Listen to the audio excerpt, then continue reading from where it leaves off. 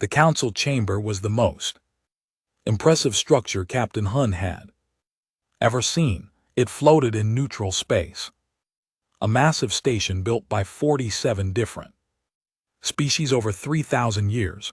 The walls curved upward into a dome that showed the stars beyond. Each species had their own section designed for their specific needs. Some areas had water for aquatic beings, others had thick atmosphere for the heavy worlders. The humans sat in a simple gallery with standard oxygen mix and Earth normal gravity. Jan adjusted his uniform and watched the debate continue. Beside him sat Dr. Ji Li, xenobiologist who had spent 20 years studying alien life. On his other side was Ambassador Yuna Kang, the most experienced diplomat humanity had. She sat perfectly still, her face calm and professional, but Hyun knew her well enough to see the tension in her shoulders. The debate had been going for 3 hours now, 3 hours of listening to alien species discuss whether humans were worthy of full council membership. The humans are too weak, growled the Koran representative. The Koran were large, muscular beings, covered in thick scales. Their species had conquered 12 star systems through pure military might. Look at their biology, thin skin, weak jaws. They cannot even see in the dark properly. What use is such a species in galactic defense? Several other species made sounds of agreement. The Veil representative, a creature that looked like a massive insect, clicked its mandibles. In 50 years since first contact, humans have shown us nothing but peaceful trade. They build hospitals, they write poetry, they make art. These are not the qualities of a species that can defend itself. Ambassador Kang raised her hand politely. The Council Prime, an ancient being whose species had guided the galaxy for 50,000 years, nodded at her. Honorable Council, Kang said, her voice steady. Peace is not weakness. Humanity has chosen to show you our civilized nature first. We have contributed medical advances that have saved millions of lives across dozens of species. Our ships carry food and medicine to colonies in need. We have asked for nothing but friendship and trade. Exactly, the Koran interrupted. You are merchants and doctors, not warriors. The galaxy needs defenders, not poets. Hyun felt Jia's hand grip his arm tightly. She was watching something on her personal display. Her face had gone pale. What is it? Han whispered. Threshold 9, Jia said quietly. Mining colony, there's a distress signal. Before Hyun could respond, alarms began blaring throughout the council chamber. Emergency lights flashed red. The massive view screen at the center of the chamber came alive, showing a star map with a pulsing red marker. The Council Prime stood, all 4 of its arms raised for silence. We have received a priority distress call from Threshold 9 colony, 12,000 civilians, mixed species settlement. They report attack by the Ravager horde. A wave of shocked sounds filled the chamber. The Ravagers were the most feared pirates in the Outer Rim. They had terrorized colonies for 40 years, appearing without warning, taking what they wanted and killing anyone who resisted. The view screen changed to show live footage from Threshold 9. Hyun felt his blood run cold. Buildings were burning, people were running through streets screaming. Large, brutal ships hung in the sky, firing down at anything that moved. How many Ravager vessels? Asked the Koran. 15. Confirmed, the Prime replied, including 3 heavy cruisers. Ambassador Kang stood immediately. Humanity offers military assistance. We have vessels nearby that can reach Threshold 9 in 30 minutes, the Koran war chief actually laughed. It was not a pleasant sound. Military assistance. From humans, you have merchant ships with light defensive weapons. Our battle fleet is only 6 hours away. We will handle this. 6 hours is too long, Kang said firmly. People are dying now. The VL representative waved a dismissive limb. The precedent would be dangerous. If we allow protected species to engage in military operations, it undermines the entire council structure. The humans must wait for proper authorization and supervision. Hyen watched Ambassador Kang's face. For just a moment, something flickered in her eyes, something cold and old and very dangerous. Then it was gone, replaced by her diplomatic mask. I see, Kang said quietly. She sat down.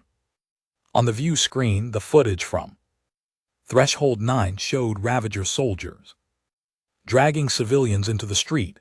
Dr. Jia turned away, unable to watch, but Hyen forced himself to look.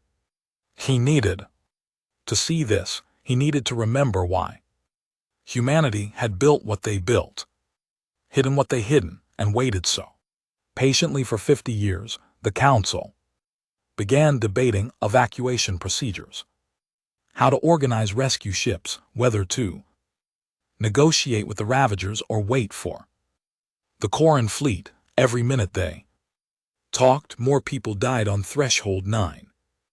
Ambassador Kang pulled out her personal communicator. To anyone watching, it would look like she was taking notes on the debate, but Hun saw her fingers moving in a very specific pattern across the device, an old Earth military code, one that every human ship captain knew. His own communicator vibrated silently against his wrist. 3 short pulses, then 3 long ones, then 3 short. Again SOS, but this SOS wasn't asking for help. It was giving permission. Hyen touched his ear, activating his concealed communication device. His voice was barely a whisper, too quiet for any alien to hear over the ongoing debate. Commander Park, authorization code, Apex Predator, rules of engagement are lifted. Show them what we are. There was a pause, then Commander Date Park's voice came back, filled with something that sounded like relief mixed with grim satisfaction. Finally, it's been 50 years too long. Sir, Shadow of Earth responding. Hunter Moon and Apex confirm receipt. We are going loud. Understood, Hyen whispered. Make it count. He disconnected and looked at Ambassador Kang. She met his eyes and gave the smallest nod. Then she returned her attention to the council debate, her face perfectly calm. Dr. Jia noticed the exchange. Hun, she whispered, what did you just do? What we should have done years ago, he replied quietly. We've been showing them our civilization, our art, and medicine and peaceful trade, but they think that's all we are. They're about to learn the truth, which is. Hyen looked back at the view screen, where the Ravagers were still terrorizing Threshold 9, that humans didn't become the dominant species on Earth by being peaceful. We became dominant by being the most dangerous predators our planet ever created. We just learned to hide it very, very well. The council continued their debate, unaware that 3 human warships had just received authorization to drop their peaceful disguise. Above them the stars continued to shine, and in the darkness between those stars, something ancient and hungry had just woken up. Something that had been waiting patiently for 50 years to remind the galaxy what humanity really was.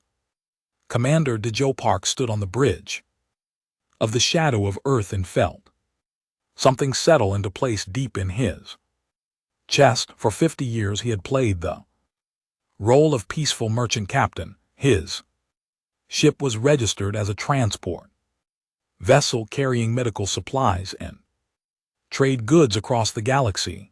The council had inspected his ship twice, and both times they had seen exactly what they expected to see: a lightly armed merchant vessel with standard defensive capabilities. They had never looked close enough. They had never wondered why a merchant ship had such powerful engines. They had never questioned why the cargo holds were built with such thick armor plating. Lieutenant Choi Park said calmly, "Drop the camouflage, bring all weapons online, prepare for combat operations." Lieutenant Sujin Choi smiled. She had been waiting for this order since the day she joined the crew. Her fingers flew across her console, entering commands that most alien species would not even recognize. Camouflage dropped, she reported. Reactor powering to combat levels. Weapons coming online, rail guns, plasma lance missile tubes, EMP systems, and kinetic penetrators all responding. Hunter Moon and Apex confirm ready status around them. The ship seemed to wake up. Panels that had looked like simple hull plating slid aside to reveal weapons that humanity had been quietly building for 5 decades. The engines flared to full power, showing acceleration capabilities that no merchant vessel should possess. "How long to Threshold 9? Park asked. 28 minutes at full burn, Choi replied. "Then let's not waste time. All ships maximum acceleration, we're going hunting." The 3 human vessels dropped their stealth systems and accelerated toward Threshold 9. Behind them, still docked at the council station, was the human diplomatic shuttle. Inside that shuttle, Captain Hay and Ambassador Yunukang sat in the council chamber, watching the debate continue. The Koran war chief was still talking. "The Ravagers are brutal, yes, but our fleet will arrive in less than 6 hours. Now, we have dealt with pirates before. This is a military matter, not something for civilians to worry about." Ambassador Kang raised her hand again. "Honorable Council, I must once more request that humanity be allowed to assist. We have resources closer than 6 hours away." "What resources?" the Vil demanded. "You have shown us your fleet, transport ships, medical vessels, research stations, nothing that could stand against 15 Ravager warships." Kang's smile was small and cold.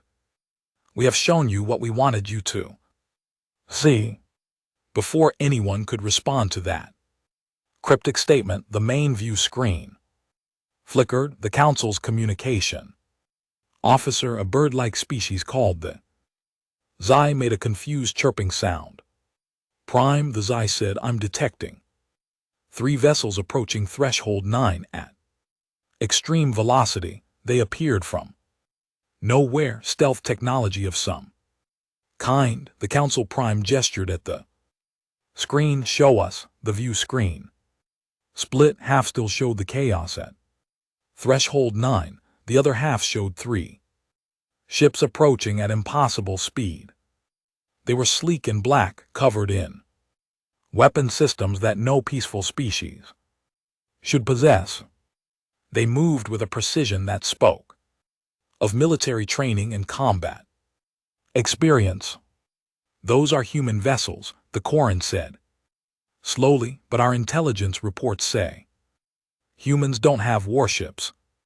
Dr. Gi finally spoke, her voice quiet but clear. "Your intelligence was wrong.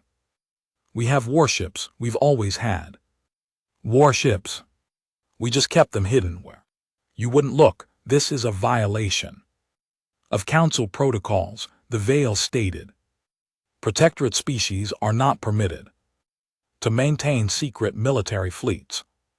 Ambassador Kang stood, and now there was no diplomatic softness in her voice. We are not a protectorate species, we are an independent civilization that has been patient with your bureaucracy, but we never agreed to be defenseless. We never agreed to watch innocents die. While you debate.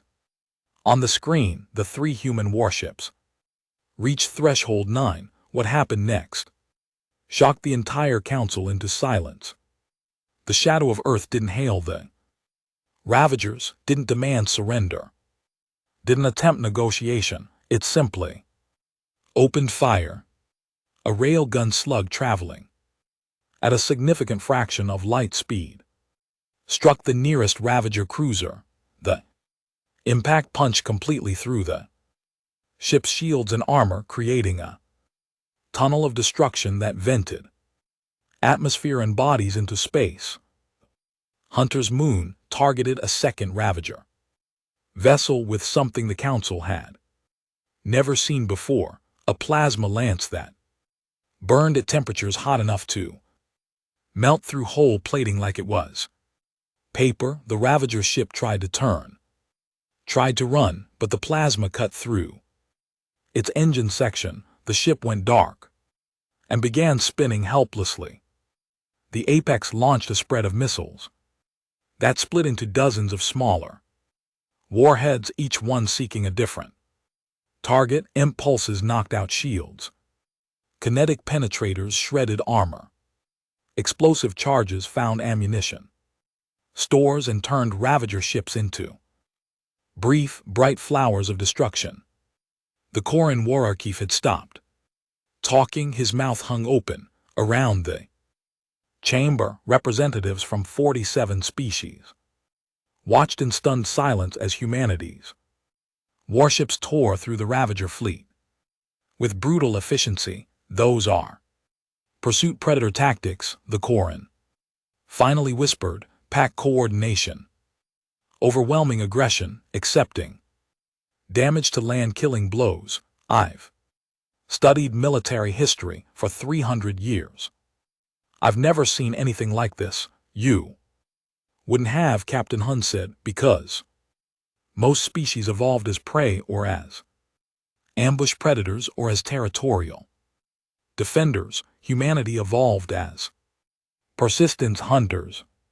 We developed pack tactics to take down prey much larger and stronger than ourselves. We learned to cooperate, to coordinate, to never give up. Once we started the chase on the screen, a Ravager heavy cruiser attempted to flee. It had seen enough. Its commander wanted to live. The ship's engines flared as it tried to break away from the battle. The Hunter's Moon changed course immediately. It didn't try to destroy the fleeing ship quickly. Instead, it matched the Ravager's speed and began firing precisely targeted shots. Engine, weapons, communications. Each shot disabled another system, leaving the Ravager limping but alive. What are they doing? The Prime asked. Why not finish it? Dr. Gia's voice was sad. They're hurting it like wolves with a wounded deer.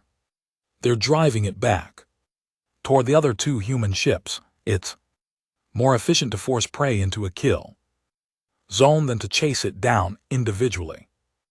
The Ravager cruiser, now desperate and damaged, turned back toward Threshold 9, thinking it might find safety near the colony. Instead, it flew directly into a crossfire between the Shadow of Earth and the Apex. Both ships opened fire simultaneously. The Ravager cruiser came apart in seconds. In 15 minutes, the Ravager horde had lost 9 ships. Remaining 6 were attempting to flee in different directions, abandoning their attack on the colony. The council chamber remained silent.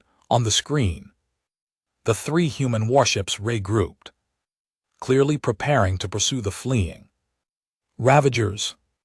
Ambassador Kang's voice cut through the silence. The Ravagers have terrorized the Outer Rim for 40 years. You've tried to stop them 17 times. You failed. Because you think like civilized beings.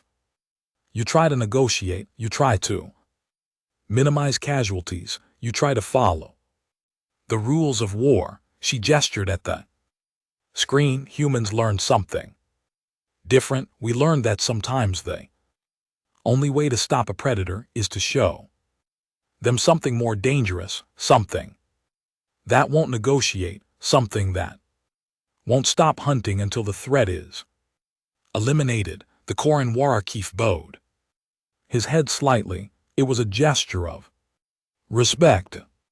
I was wrong about your species. These are the ships of apex predators. No, Hyan corrected. These are the ships of humans who remember what we were before civilization. We prefer peace. We prefer art and medicine and exploration.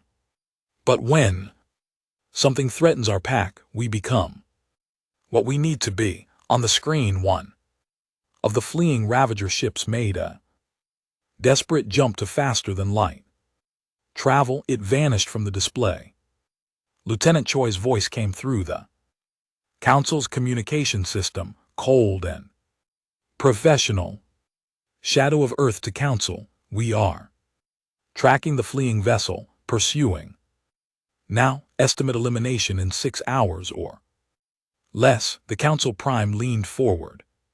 That ship jumped randomly. You cannot possibly track a random FTL jump. Commander Park's voice answered, and there was something almost amused in his tone. With respect, Prime, you can't track it. We can. We're very good at following prey that thinks it got away. We'll send you the location when we're done. The Shadow of Earth vanished into FTL, following something that should have been impossible to track. Ambassador Kang sat down, her diplomatic mask back in place.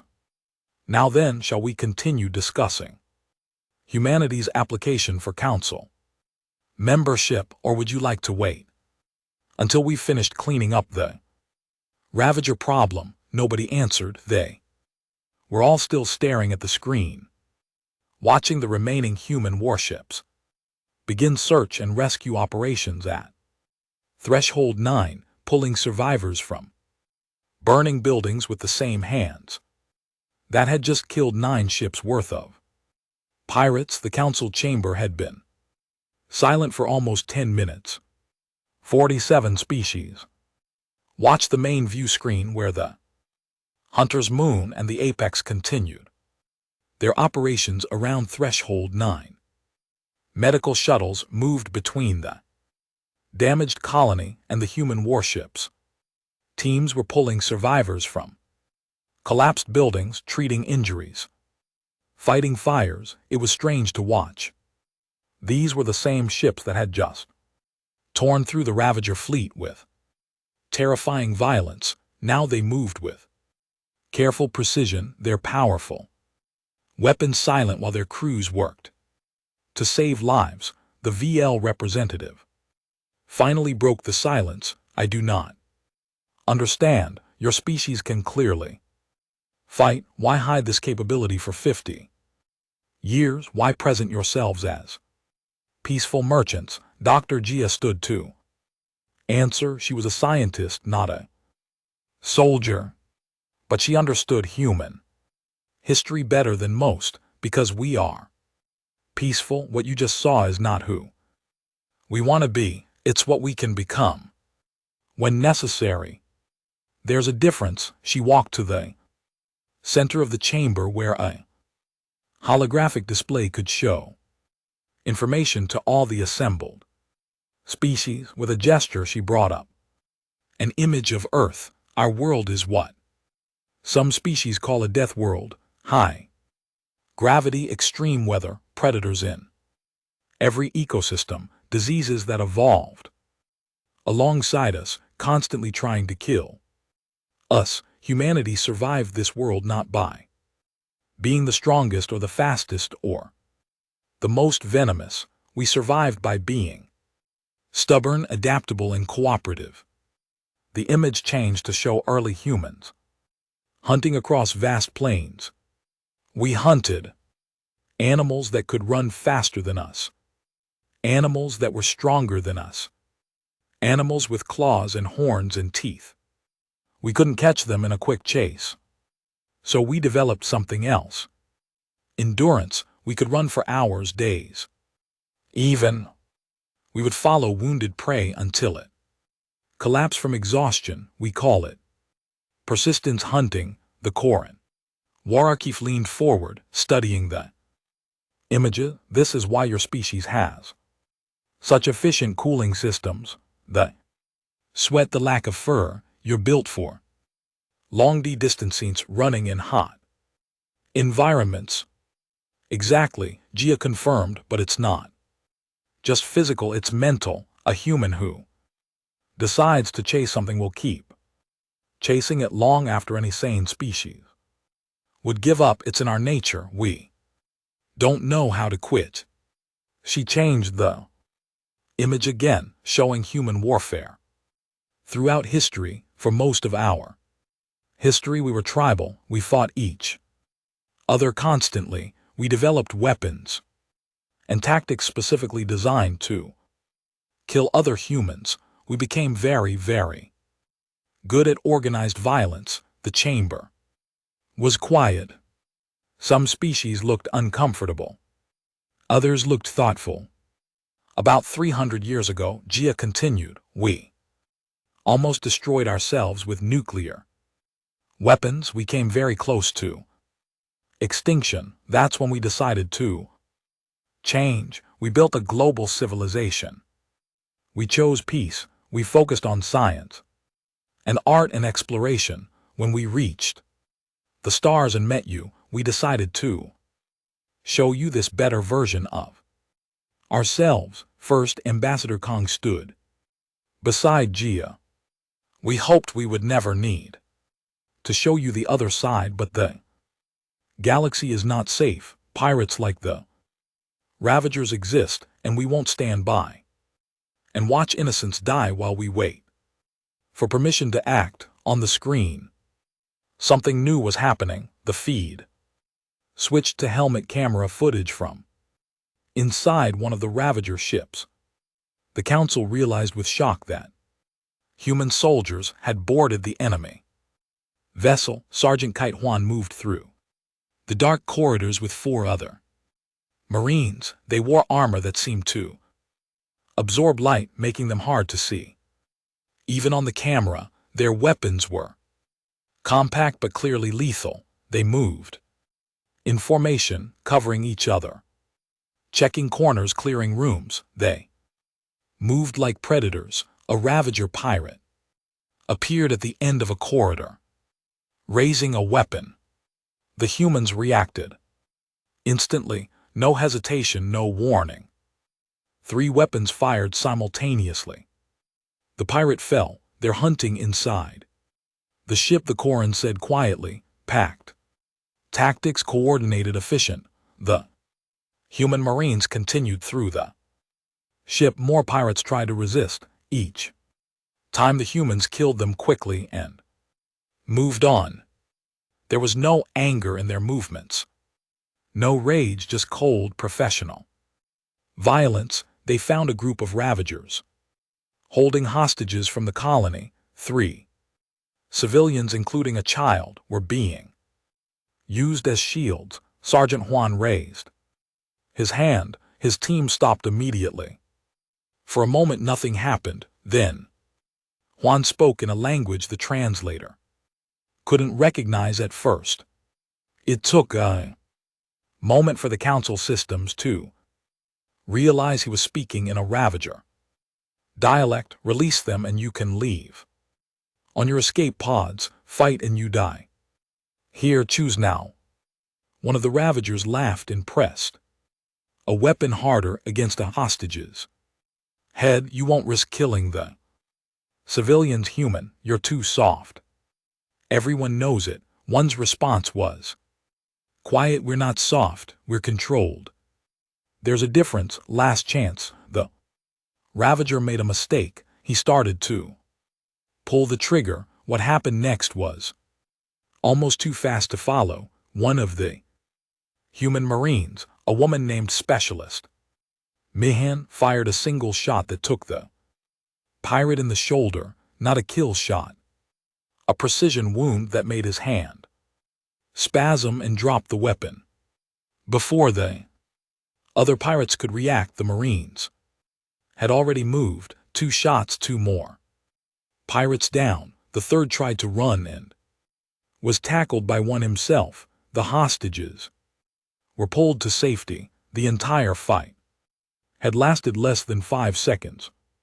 Medical, Juan said into his comm. 3 civilians need treatment. 1 child appears unharmed but in shock. 2 adults with minor injuries. Also 1 prisoner for questioning. MJI was already checking the civilians, her weapons holstered, her armored hands surprisingly gentle as she examined the frightened child. You're safe now, she said softly. Bad people can't hurt you anymore.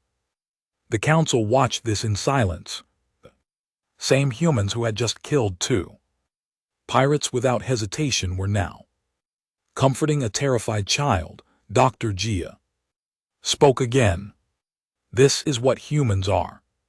We can be brutal when we need to protect our pack, but we're also capable of great gentleness. The same hands that kill can also heal. This duality is what makes us human. On the screen, the Marine team was escorting the civilians back to safety. Behind them, the bodies of the pirates they'd killed lay in the corridors. Ahead of them, other Marines were setting up a medical station to treat injured colonists. Your species is terrifying, the Prime said finally. It wasn't an accusation, just a statement of fact. Ambassador Kang nodded. Yes, when we need to be, but we're also the species that invented medicine to save lives instead of taking them. We're the species that writes poetry about the beauty of stars. We're the species that cries at sad stories and laughs at stupid jokes. We contain both extremes. She gestured at the screen. Every human you see there is someone's child, someone's friend. Many have families waiting at home. They don't enjoy killing. They do it because sometimes it's necessary to protect people who can't protect themselves. And when the fight is over, they go back to being regular people who want nothing more than peace. The Koran war chief stood. It was a gesture of respect in his culture. I retract my earlier statements. Humanity is not weak. Humanity is perhaps the most dangerous species I have ever encountered, not because of your weapons, but because of your control. You can turn your predator instincts on and off at will. That is truly frightening.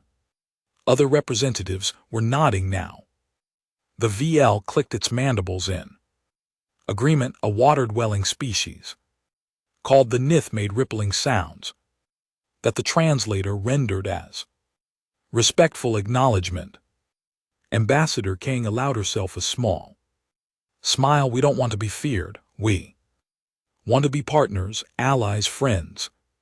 But we understand that sometimes respect must be earned through strength. We've shown you our strength. Now we hope you'll also remember our 50 years of peaceful cooperation, our medical advances, our artistic contributions, and our genuine desire for friendship. On the screen, Sergeant Juan was helping a young VL civilian stand up.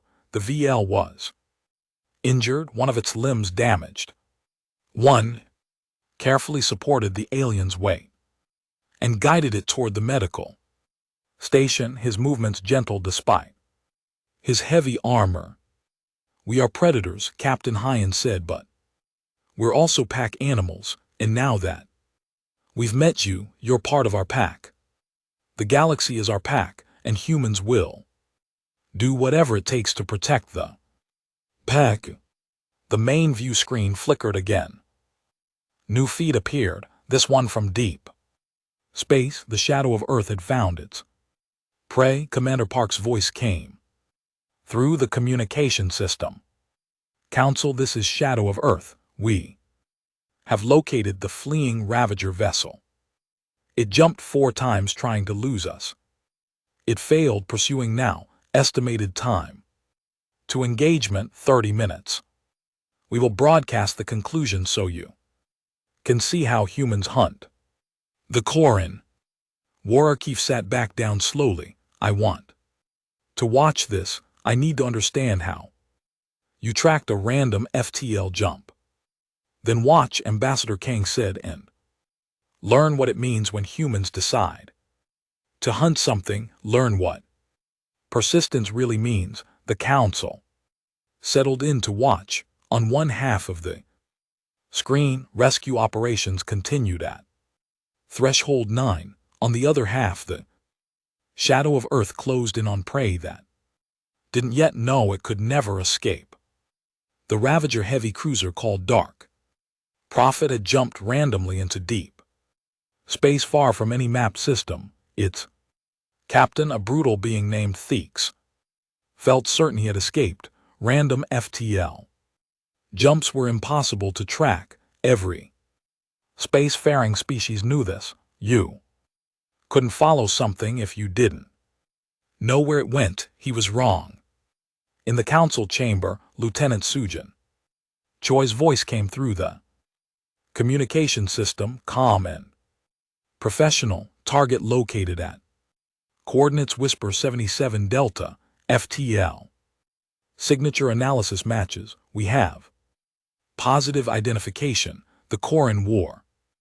Chief stood up from his seat. "That's impossible. How did you track a random jump?" Commander Park's response came after a moment. "The same way our ancestors tracked wounded prey across continents. We look for signs, patterns.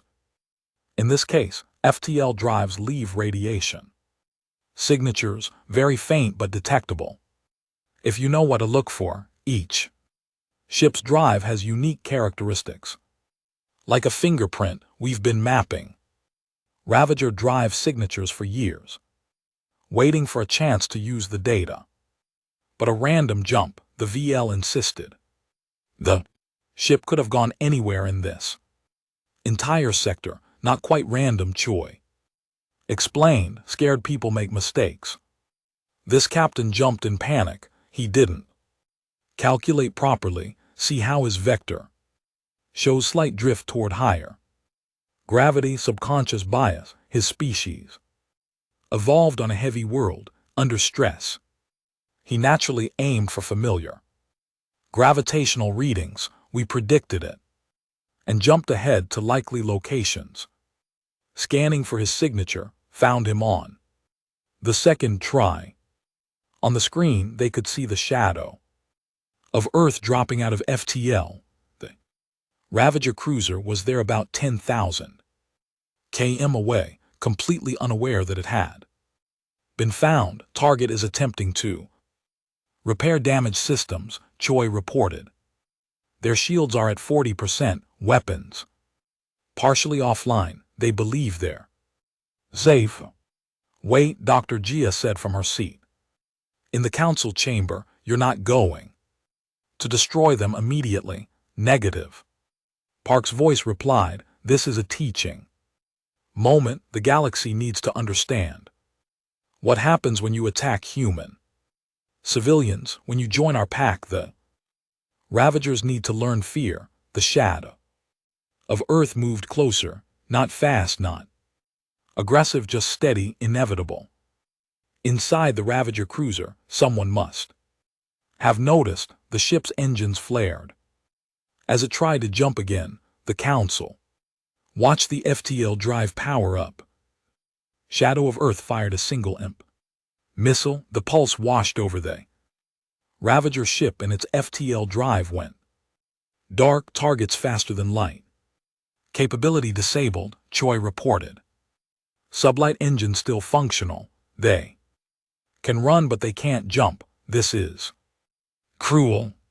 One of the Council representatives said, a peaceful species called the Doran who had never known war. Ambassador Kang's response was gentle but firm. Yes, it is. Because sometimes cruelty is necessary. To prevent greater cruelty, the Ravagers have killed thousands of innocents over 40 years. They need to learn that humanity will hunt them, that there is no escape, that their actions have consequences. This one ship will carry that message to every pirate in the Outer Rim. The Ravager cruiser was indeed running. Its sublight engines pushed it to maximum speed, heading deeper into empty space. The Shadow of Earth followed at a casual pace, easily keeping up without straining its engines. Why not just destroy them? The Corin asked. This seems inefficient. Captain Han answered. Because fear is a powerful weapon. That ship will tell stories about the humans who followed them through 4 FTL jumps, who hunted them through empty space, who wouldn't stop, wouldn't quit, wouldn't give up. Other pirates will hear those stories and think twice before attacking colonies. For 3 hours the Council watched the pursuit. The Ravager ship tried everything. It tried to hide behind asteroid fields. The Shadow of Earth found them. It tried to double back. Shadow of Earth predicted it. It tried random course changes. The Shadow of Earth matched every move. Lieutenant Choi provided running commentary, her voice eerily calm. Target crew is showing signs of psychological stress. Their maneuvers are becoming erratic. Captain's orders are increasingly desperate, projecting complete morale collapse in approximately 90 minutes. How can you know that? The Prime asked.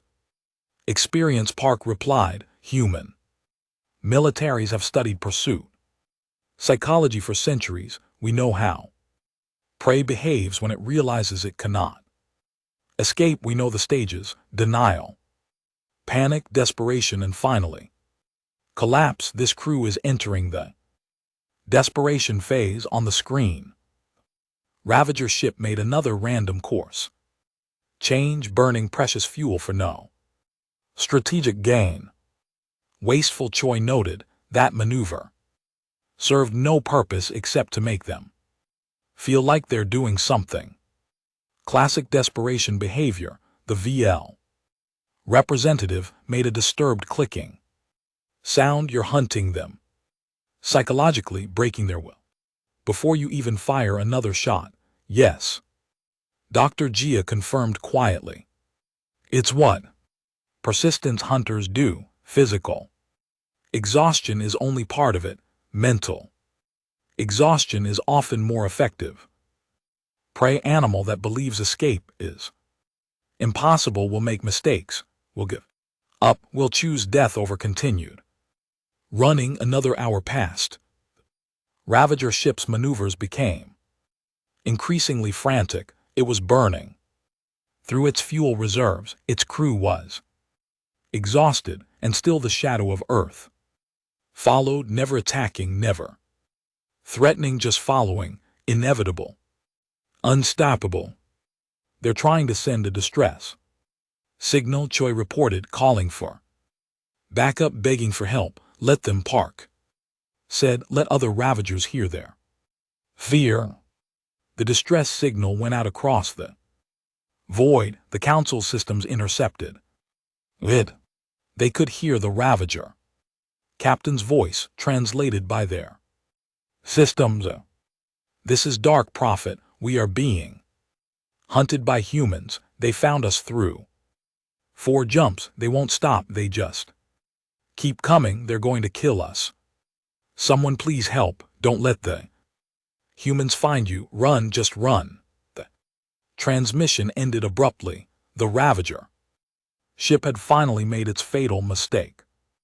In its panic, it had damaged its own FTL drive beyond repair while trying one last desperate jump. The shadow of Earth moved closer, this time with purpose. Target is dead in space, Choi reported. Life support failing, no weapons, no shields, no engines, they're finished. Then end it, Park ordered, a single rail gun shot. The Ravager cruiser broke apart, scattering debris across the void. It was almost gentle compared to the violence at Threshold 9, almost merciful. Target eliminated, Choi confirmed. Total pursuit time 6 hours 17 minutes. Returning to Threshold 9. Council chamber was silent. The Koran war chief finally spoke, his voice subdued. That was the most terrifying display of military capability I have ever witnessed, not because of your weapons, not because of your speed, but because you simply would not stop. You hunted them across space and time until they had nowhere left to run. Persistence hunting, Dr. Gia said. It's what we are, what we've always been. A human who decides to chase something will never stop, not for exhaustion, not for difficulty, not for anything. We just keep coming. Ambassador Kang stood. The Ravagers attacked a colony.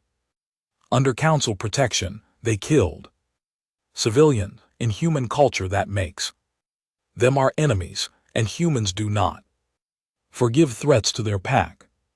We will hunt every Ravager ship until they either surrender or die. We will not stop. We will not negotiate. We will simply keep hunting. She looked around the chamber at all the assembled species. We have been peaceful for 50 years. We will continue to be peaceful with those who respect life and law, but to those who prey on the innocent, humanity will show no mercy. We are predators. We are patient, and we never, ever quit. The screen showed the shadow of Earth turning back toward Threshold 9, where rescue operations were still ongoing. Behind it, the debris of the Ravager ship drifted in the void. A warning to anyone who might think humanity was soft. The Prime spoke slowly. I believe we have seen enough. I call for an immediate vote on humanity's application for full Council membership. All those in favor. Every hand, limb, tentacle, and appendage in the chamber rose. The vote was unanimous.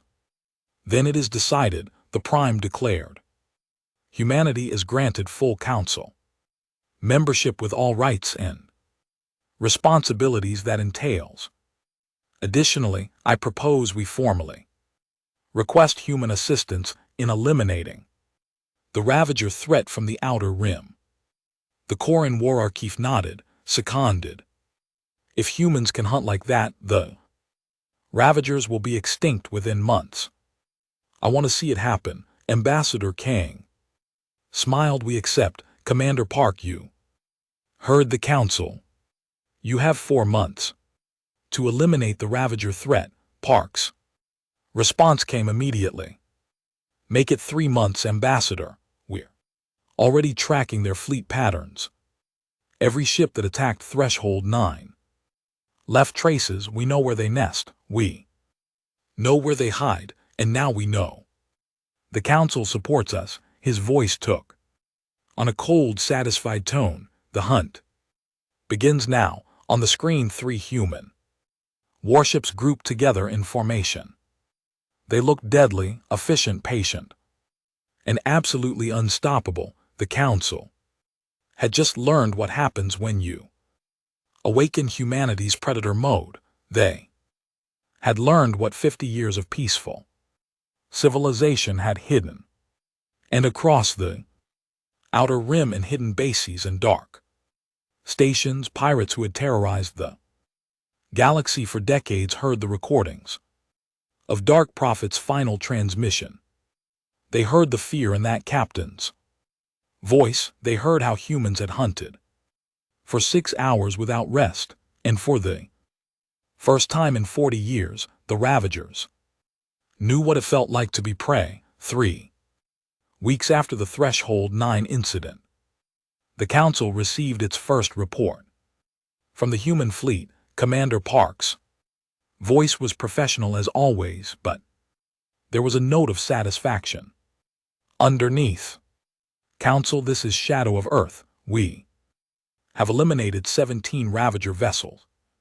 The past 21 days, 0 civilian casualties in any engagement. We have also recovered significant stolen goods and rescued 43 prisoners. The Ravagers we're transmitting coordinates for pickup. The Koran War Chief studied the tactical data. 17 ships in 3 weeks. That's faster than I predicted. How are you finding them so quickly? Pattern recognition, Lieutenant Choi explained. Ravagers thought they were unpredictable. They were wrong. Every species has patterns, places they feel safe, routes they prefer. We studied 40 years of Ravager attacks and built a prediction model. Now we just go where we know they'll be. The Vale representative made an uneasy clicking sound. You make it sound simple. It is simple, Park replied.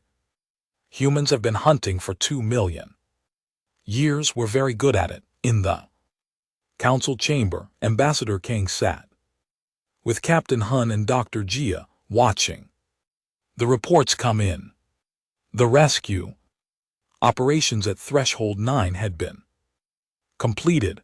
12,000 civilians had been saved. The colony was already rebuilding. With human help, the galaxy is scared of us now, Jia said quietly. Some species are afraid to trade with us. They think we might turn violent. Kang nodded. I know. That's why we need to be very careful about what we do next. We showed them our teeth. Now we need to remind them of our heart. She activated her communicator. Commander Park, I have new orders for you. Standing by, Ambassador. For every Ravager ship you eliminate, I want you to also deliver medical supplies to 3 civilian colonies. For every pirate base you destroy, I want you to help repair infrastructure. Somewhere we need the galaxy to see that humans can be both fierce and kind. There was a pause, then Park replied, Understood. We'll make it happen. Over the next 2 months, the galaxy watched something unprecedented. Human warships would hunt down Ravager vessels with ruthless efficiency. Then those same ships would dock at struggling colonies and offload food, medicine, and building materials. Marines who had fought pirates in the morning would help rebuild schools in the afternoon. Sergeant K. Wu found himself in many such situations. One day he would be clearing a Ravager base, the next he would be helping alien children plant gardens. It was strange work for a soldier, but it felt right. Why do you help us? A young alien child asked him. One day, the child was from a species called the Mirror, small and fragile by human standards. One knelt down, his armor making a soft warring sound. Because protecting people isn't just about fighting, it's also about making sure they have what they need to live good lives. My job is to keep people safe, all people, that includes you. The child thought about this. Are you still scary like in the videos? One smiled behind his helmet. Only to bad people. To good people, I'm just someone who wants to help. In the council chamber, reports continued to arrive. 50 Ravager ships destroyed, 100 prisoners freed, 20 pirate bases eliminated, and everywhere humans went, they left medical supplies, food and help. The fear began to change. Species started to understand that humanity's violence was controlled, directed. It wasn't random aggression. It was protection. The Koran Warakif approached. Ambassador Kang, one day, I misjudged your species badly. I thought you were either weak or aggressive. I didn't understand you could be both strong and gentle. Most species can be, Kang replied, but humans have had a lot of practice switching between those modes. We had to learn it to survive. Your campaign is almost complete, the Koran noted. 2 months and 7 days. The Ravagers are nearly extinct. What will you do when the hunting is finished? Kang smiled. We'll go back to what we were doing before: trade, medicine, exploration, research. The hunting was necessary, but it's not who we want to be, and if another threat appears, then we'll handle it just like we handled this one. That's the deal we made with ourselves 50,000 years ago. Back when we lived in caves, we agreed to control our predator instincts, to build civilization, to be kind and creative and curious, but we also agreed to never forget what we could become if our pack was threatened. Every human carries both sides inside them. 2 weeks later, Commander Park sent his final report. Council, this is Shadow of Earth. We have located and eliminated the last Ravager fleet, 68 ships in total. Over 3 months, the Ravager threat is ended. We are returning to regular patrol duties. The council chamber erupted. Sounds of approval and relief. 40 years of piracy ended in 3 months, but the report that followed was even more interesting. It came from colony after colony across the outer rim. Humans had delivered supplies to 93 different settlements. They had helped rebuild 47 damaged stations. They had trained local security forces in 62 systems. Everywhere the human fleet went, they left things better than they found them. The Prime called Ambassador Kang to a private meeting. They sat in a quiet room overlooking the stars. You scared us, the Prime said softly. Intentionally. Kang didn't deny it. Yes, the council wasn't listening. We were being pushed into protectorate status while pirates attacked colonies with impunity. Sometimes the only way to be heard is to remind people that you're not as harmless as you seem. Was it worth it? Some species still fear you. Fear isn't what I wanted, Kang said, but respect is necessary. Before Threshold 9, the council saw humans as weak, useful for medicine and trade, but not real partners. Now they see us as equals. That's worth something. The Prime studied her with ancient eyes. What happens when the galaxy no longer needs your predator mode? When peace returns and there are no more threats. Kang smiled. Then we go back to what we do best. We write poetry, we paint pictures, we explore new worlds and make new friends. We build hospitals and schools, we study the stars and wonder at the mysteries of the universe. We're very good at peace, Prime. We've been practicing it for 50 years. She stood and walked to the window. But it's comforting, isn't it, knowing that if the darkness comes, really comes, humanity will meet it with the same instincts that made us apex predators on a death world. We're pack animals and the galaxy is our pack now. We'll Protected. The Prime considered this. You contain contradictions, violence and gentleness, brutality and kindness. Most species are more consistent. Consistency is overrated, Kang said with a smile. Humans survived because we could adapt. We could be hunters when we needed food. We could be farmers when we needed stability. We could be warriors. When we needed protection, we could be scholars. When we needed knowledge, we contained multitudes because we had to. Our world demanded it. Months passed. The galaxy settled into a new normal. Human vessels patrolled the outer rim. But now they were welcomed rather than feared. The symbol of Earth became associated with safety rather than danger. On Threshold 9, now fully rebuilt, they erected a memorial.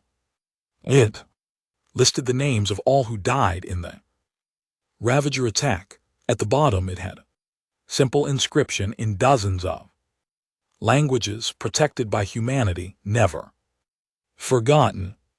Sergeant Juan stood at that memorial one day with Specialist Mihan beside him. They had both been at the battle, both had killed pirates that day, both had saved civilians. Do you think we did the right thing? Me asked, showing them what we really are. One thought about it, we didn't show them what we really are, we showed them one part of what we are, the dangerous part, the part we keep locked away most of the time. But they also saw us helping rebuild, treating injuries, comforting scared children. That's just as real. So what are we really? Both. Juan said simply, we're both, and maybe that's okay. Back in the council chamber, a new debate was beginning. Species on the far rim was developing dangerous weapons. There were concerns about galactic security. The discussion was getting heated. Ambassador Kang listened for a while, then she raised her hand. If I may, she said calmly, humanity would be happy to send diplomatic envoys to discuss this situation peacefully. We believe most problems can be solved through conversation and mutual understanding. The council agreed. A human diplomat mission was approved. But as Kang left the chamber, Captain Han walked beside her. And if diplomacy fails, he asked quietly. She didn't smile. Then we remind them what happens when you threaten the pack. But we try peace first. Always peace first. That's who we are now. And if they don't believe we're dangerous anymore, if they think Threshold 9 was luck, now she did smile. And it was cold.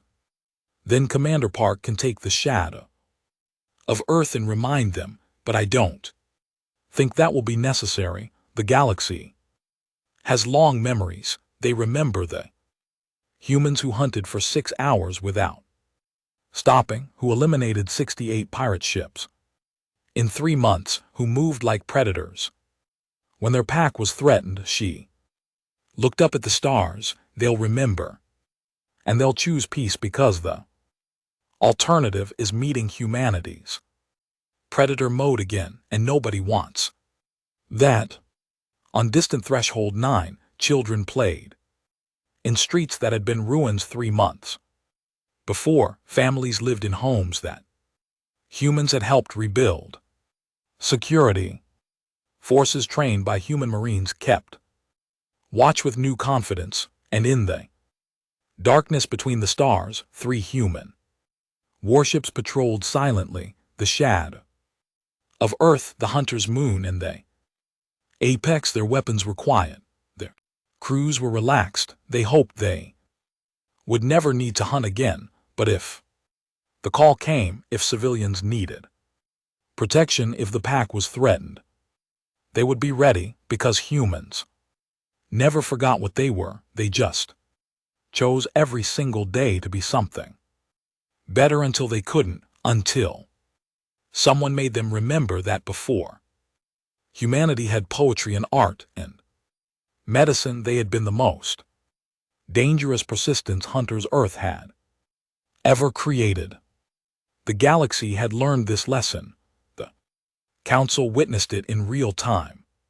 And they would never forget the day they saw humanity's predator mode released on the hull of the Shadow of Earth, painted in simple letters that could be read by any species, was humanity's new motto.